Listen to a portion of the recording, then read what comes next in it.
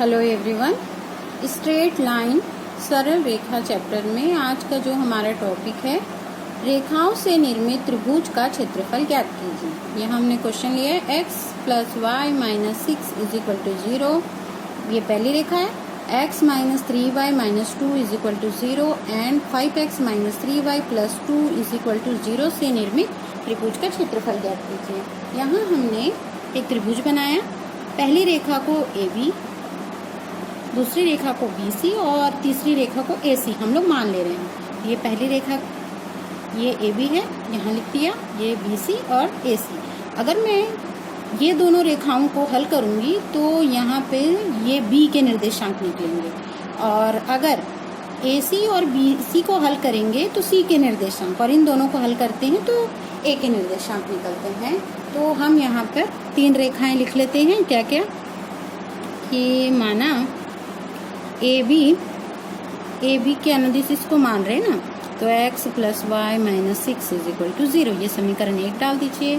BC को x - 3y - 2 = 0, ये समीकरण 2, और AC को ले रहे हैं 5x - 3y + 2 = 0। ठीक, ये समीकरण 3। मैं क्या कर रही हूँ, समीकरण 1 और 2 को हल कर रही हूँ, माने मुझे B के निर्देशांक मिलेंगे। तो B के निर्देशांक के लिए ना, तो समीकरण 1 और 2 में x बराबर है, तो मैं 1 में से 2 को घटा दे रही हूँ। तो समीकरण 1 ऋण समीकरण 2 से। ठीक, समीकरण 1 क्या था, x धन y ऋण 6 = 0 था। यहाँ x ऋण 3y ऋण 2 = 0 है। हम घटा रहे, तो यहाँ धन है तो ऋण, यहाँ ऋण है तो धन, यहाँ ऋण है तो धन। मतलब माइनस है तो प्लस लेंगे, प्लस है तो माइनस लेंगे। यहाँ का सेकंड वाले को देख के लगाते हैं। तो यहाँ प्लस है, ये माइनस है, ये कट जाएगा। दोनों में प्लस है तो ये 4y हो गया। 6 ऋण 6 में से धन 2 गया तो ऋण 4 बचेगा, बराबर 0। माने 4y बराबर ये 4 आया, तो y बराबर आ गया 4/4, माने 1। y के निर्देशांक हमारे 1 निकल गया। यही समीकरण 1 में y का मान रख देंगे। समीकरण 1 में y का मान रखने पर तो 1 क्या था, x + y - 6 = 0। तो यहाँ पे y का मान 1 रख दिया, बराबर 6। तो x 6 में से 1 गया तो 5 बचा, ऋण 5 = 0। तो x बराबर आ गया 5। माने B के निर्देशांक क्या निकले, B के निर्देशांक ये निकल गया x और y के निर्देशांक क्या निकलेंगे, x के निर्देशांक 5 है और y के निर्देशांक 1 है।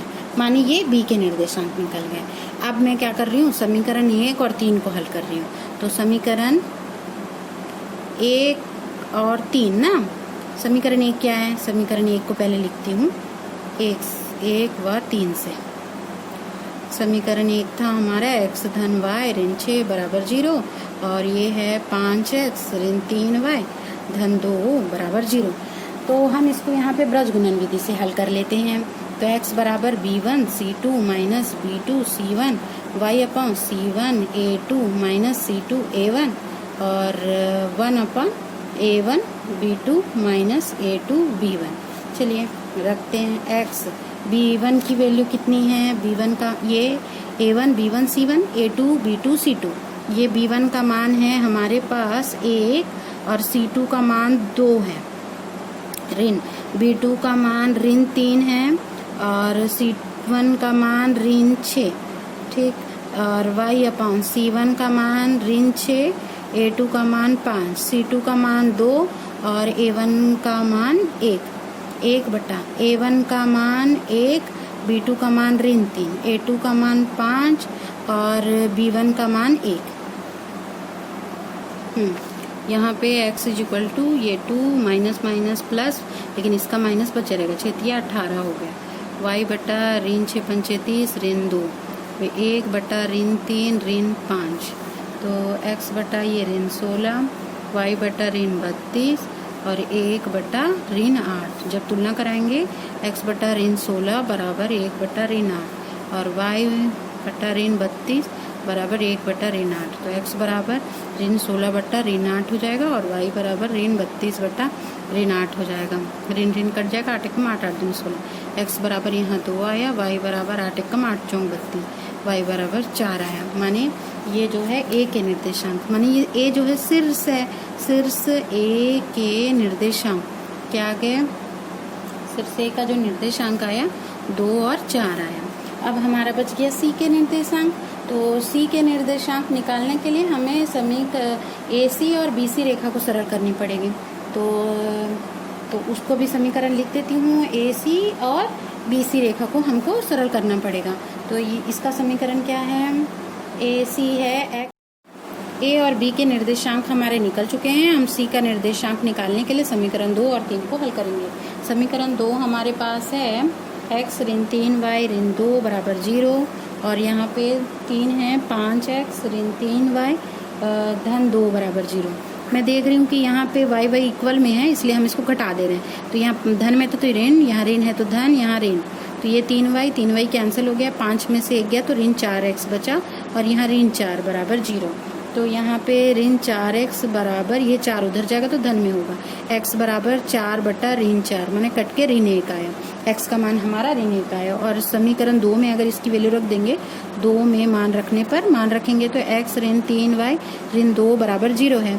x की जगह हमने रखा ऋण 1 ऋण 3y ऋण 2 बराबर 0। तो ये हो जाएगा ऋण 3y बराबर 0। ये उस तरफ जाएगा तो यहाँ ऋण 3 बराबर 3y, तो y बराबर ऋण 3 बटा 3, तो कट गए, यहाँ ऋण 1 आया। माने इसमें x की भी वैल्यू, y की वैल्यू -1 आई है। तो c के निर्देशांक हमारे निकले, निर्देशांक निकला हमारा ऋण 1 निकला। ए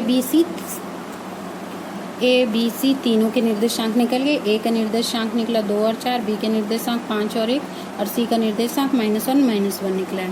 तो त्रिभुज का क्षेत्रफल 1/2 x1 पुस्तक में y2 - y3 plus x2 y3 - y1 plus x3 y1 - y2, सारे मान को रखेंगे, ये x1 y1 x2 y2 x3 y3, सारे मान को भर देते हैं। x1 का मान 2 है, y2 का मान हमारे पास 1 धन 1 है, x2 का मान हमारे पास 5 है, y3 का मान -1, ये y1 का मान हमारे पास कितना है, ये 4 है, 4, और x3 का मान हमारे पास ऋण 1 है, y1 का मान 4 ऋण y2 का मान 1 है।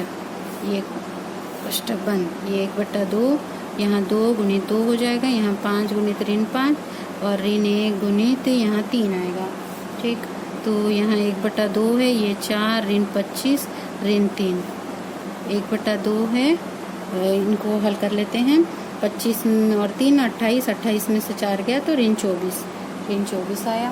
तो ये आ गया 1/2 गुणित ऋण 24, तो काटेंगे तो ऋण 12, माने त्रिभुज का क्षेत्रफल आ गया यहाँ पे कितना आ रहा, 24 सॉरी, हाँ, तो ये 12 इकाई वर्ग इकाई हो जाएगी। ये माइनस से -12 वर्ग इकाई, ये आंसर बनेगा।